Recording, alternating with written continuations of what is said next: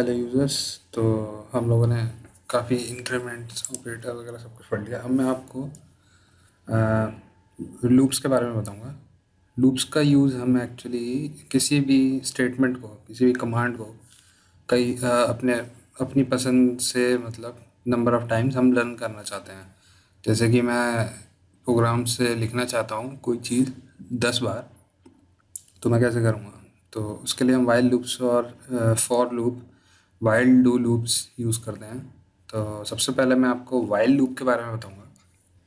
While loop हमने project folder बनाया था index.php, और ये यहाँ पर रन हो रहा है। अब देखेंगे यहाँ ये ब्लैंक पेज आ रहा है, ये HTML आ रही है इस खाली फाइल की। ठीक है, तो मैं इसमें सबसे पहले PHP टैग स्टार्ट करता हूँ, PHP टैग बंद करता हूँ। अब मैं इसके अंदर वाइल लूप दिखाऊंगा। देखिए, वाइल लूप इस तरीके से होता है। इसमें वाइल इंग्लिश में जैसे हम लिखते हैं वाइल, कि जब तक हम ये स्टेटमेंट, यहाँ पर जो स्टेटमेंट है वो ट्रू है, तब तक ये वाला कोड काम करेगा। ये वाला ब्लॉक जो है इसके अंदर का, ये काम करेगा। तो जैसे अगर मैं यहाँ पर कुछ एको करना चाहता हूँ,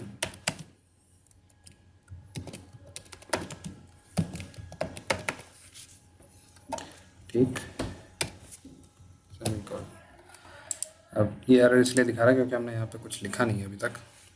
अगर मैं इसको ट्रू कर देता हूँ तो ये वाइल लूप रन होगा। इसको ट्रू है मतलब ये सही है, उसके बाद ये वाली लाइन काम करेगी। फिर उसके बाद ये दोबारा चेक करेगा, दोबारा देखेगा, दोबारा ट्रू है, फिर दोबारा काम करेगा। इसलिए कभी भी यहाँ पर जो हम इसका ध्यान रखना पड़ता है कि स्टेटमेंट हमारी जितनी बार हम रखना चाहते हैं उतनी बार ही ट्रू हो। तो अगर मैं इसे फॉल्स करूँगा तो इसे रन करेंगे हम, तो कुछ भी प्रोड्यूस नहीं हुआ। और अगर हम इसको मैं 1 करूँगा और इसको अगर मैंने रन करा तो ये पेज क्रैश हो जाएगा। इसको करने का वैसे इसमें कोई ख़तरा नहीं है क्योंकि PHP सिक्योर होती है। देखिए अब ये लगातार चले जा रहा है। इसको स्टॉप कर देते हैं क्योंकि ये इन्फिनिट टाइम्स चलता रहेगा। इसको 0 करके मैं रिफ़्रेश करता हूँ, देखिए 0 का। तो इसका इलाज ये है, अब हम चाहते हैं कि ये 10 बार ये स्टेटमेंट ट्रू हो, लेकिन 11वीं बार ये स्टेटमेंट ट्रू ना हो। तो इसका इलाज ये है कि मैं काउंटर बनाता हूँ, एक वेरिएबल काउंटर, जिसकी वैल्यू मैं देता हूँ 1 वैल्यू मैंने दे दी। इसके बाद मैं चाहता हूँ यहाँ पर हम इस काउंटर को चेक करें, dollar counter is greater than और इक्वल टू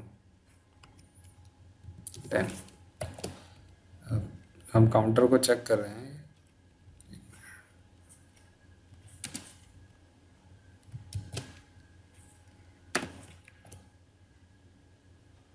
ये किसी वजह से रॉन्ग बता रहा है। चलिए देखते, रन करके देखते हैं।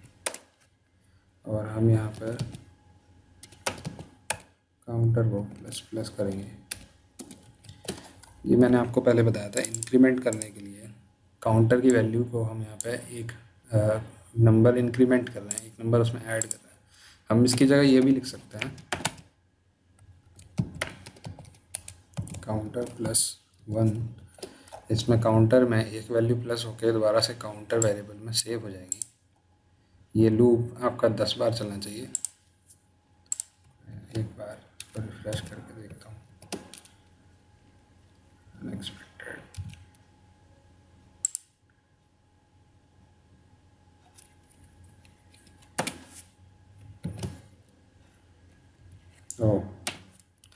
और सिली, मैं इसको इधर की इक्वल को इधर लिख रहा था। तो इस तरीके से ये ऑपरेटर है, ये अब चेक कर रहा है कि सबसे पहले काउंटर की वैल्यू 1 है। 1 के बाद वाइल लूप चलेगा तो काउंटर की वैल्यू वो चेक कर रहा है, ये स्टेटमेंट चेक कर रहा है कि ट्रू है कि फॉल्स है। सबसे पहले मैं काउंटर की वैल्यू 1 है तो 1 बड़ा है, हमें इसको ये करना था, हमें 1 छोटा चेक करना है। जब तक 1 छोटा है 10 से तो ये ट्रू होगा, फिर उसके बाद ये एको करेगा, फिर उसके बाद ये काउंटर की वैल्यू 1 नंबर इंक्रीज़ करेगा। हम इसकी स्टेटमेंट की जगह प्लस प्लस लिख देते हैं। यहाँ काउंटर की वैल्यू 2 हो गई, फिर ये दोबारा ऊपर जाएगा, अब ये दोबारा 2 को चेक करेगा, 2 की वैल्यू लेस देन 10 है, ट्रू होगा, तो फिर ये दोबारा एको करेगा। तो इसके लिए हम यहाँ पे एक ब्रेक लगा देते हैं, HTML ब्रेक, ताकि लाइन ब्रेक करके नई लाइन पे आ जाए। अब मैं इस प्रोग्राम को रन करके दिखाता हूँ आपको। ये 1 2 3 4 5 6 7 8 9 10 ये 10 बार रन हुआ वाइल लूप। और ये काउंटर की वजह से जब, अब मैं बताता हूँ लास्ट में क्या हुआ। अब ये 1 2 3 4 5 6 होता रहा, जब ये इसकी वैल्यू 10 पहुँची तो इसने इसे एक बार रन करा, 10 इजिकल टू 10 ट्रू हो गया। फिर ये एक बार रन करा, अब उसने वैल्यू 11 कर दी।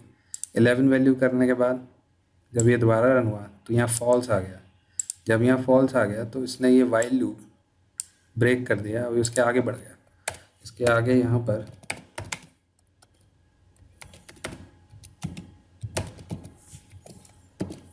मैं लूप डन लिख के दिखा देता हूँ आपको।